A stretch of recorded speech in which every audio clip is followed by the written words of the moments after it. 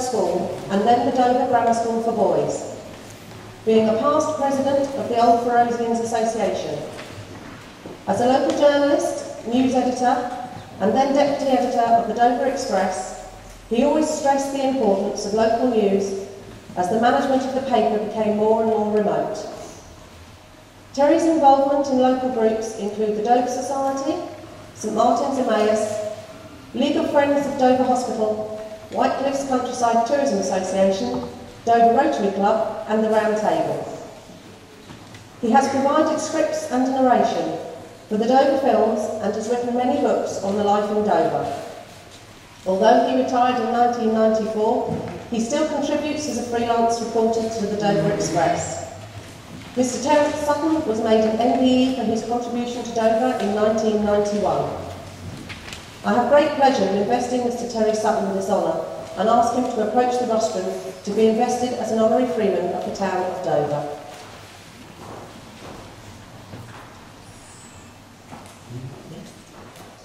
I, Terence Sutton, do solemnly swear and sincerely declare that I will, at all times, honour our Sovereign Lady, Queen Elizabeth II, and that, in my capacity as honorary freeman of the town and St Port of Dover, do all in my power to serve the best interests of its people.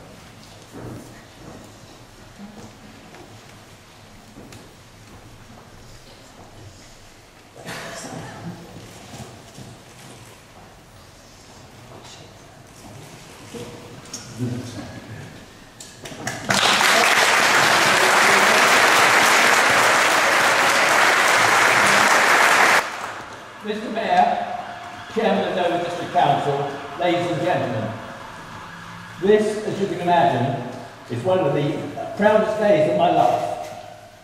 To be made an honorary freeman of the town of my birth, the town of which I'm so proud, but I must admit at times feel sad at some of the state of the place.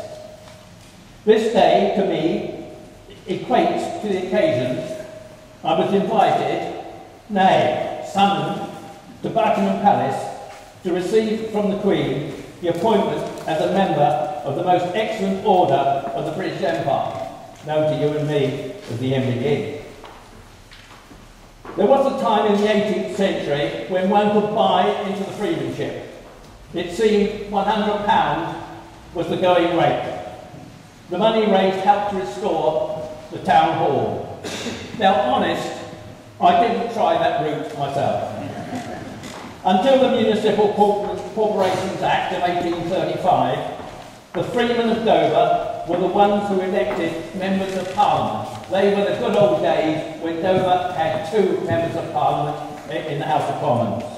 They elected the members of Parliament and the mayor of the town. These elections took place in St Mary's Church, and one can imagine the petty squabbles that took place around the communion table in those days.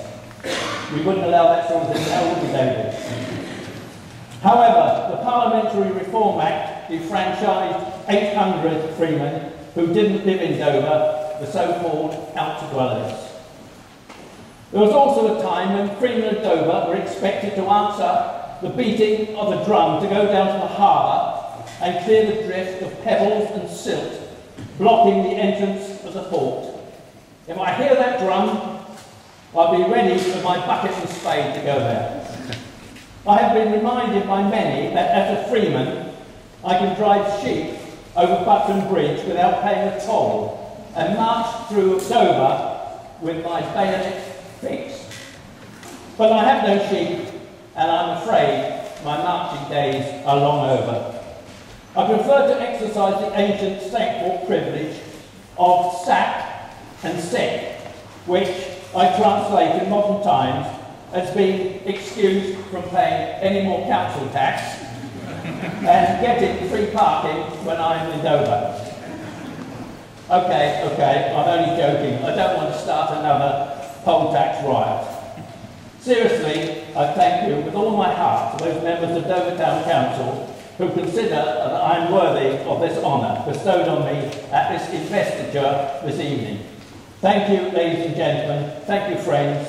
And I thank you all over the years, especially Mrs. Lynn Young, who have worked so hard to restore the opportunity for towns to create honorary freemen. Thank you all again.